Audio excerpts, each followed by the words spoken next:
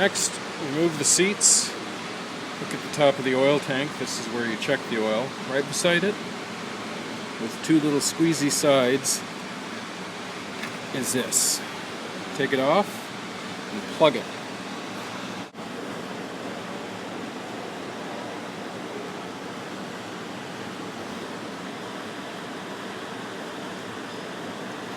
Now you won't make a mess. Once it's good and plugged, fish it down in front of all this gobbledygook.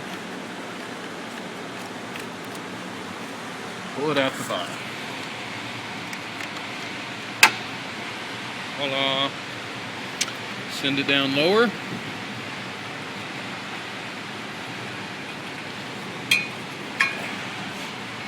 Straight down. Pop your cap.